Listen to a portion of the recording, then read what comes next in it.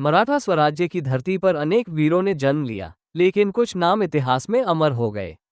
ऐसा ही एक नाम था तानाजी मालसुरे, जिसने अपने प्राणों की परवाह किए बिना स्वराज्य के लिए सिन्हेगढ़ किले पर विजय प्राप्त की। साल 1670 की बात है।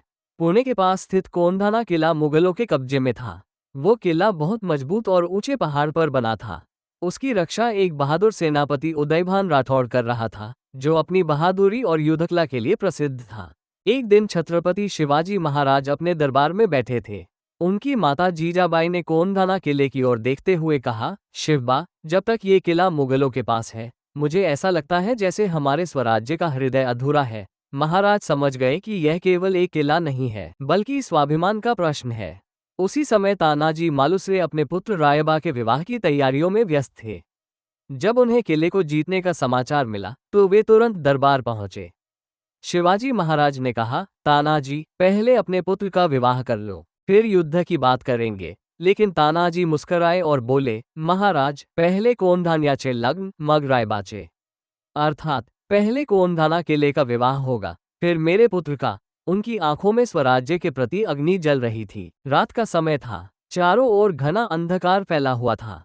तानाजी अपने चुनिंदा मावलों के साथ किले की खड़ी चट्टानों के नीचे पहुंचे। किला इतना कठिन था कि सीधा चढ़ना असंभव माना जाता था। लेकिन तानाजी अपने साथ एक विशाल घोरपड़ छिपकली यशवंती लाए थे। उसके शरीर से रस्सी बांधकर उसे चट्टान पर छोड़ा गया। धीरे धीरे मावले उस रस्सी के सहारे ऊपर चढ़ने लगे। जैसे ही वे किले में पहुंचे, अचानक युद्ध शुरू हो गया। तलवारों की टकराहट से पूरा सिन्हेगढ़ गूंज उठा। तानाजी सीधे उदयभान के सामने जा पहुंचे। दोनों के बीच भयंकर युद्ध हुआ। तलवारें बिजली की तरह चमक रही थीं। एक वार में तानाजी की ढाल टूट गई, लेकिन वे रुके नहीं। उन्होंने अपने हाथ पर कपड़ा लपेट लिया और उसी को ढाल बनाकर लड़ते रहे। आखिरकार दोनों योद्धा घायल होकर भूमि पर गिर पड़े। तानाजी वीरगति को प्राप्त हुए। कुछ क्षणों के लिए मराठा सैनिकों का साहस डगमगाया।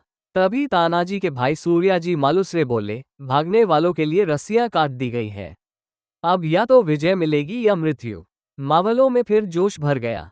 उन्होंने दुगने उत्साह से युद्ध किया और अंततः कोंडाना किले पर भगवा ध्वज फहरा दिया।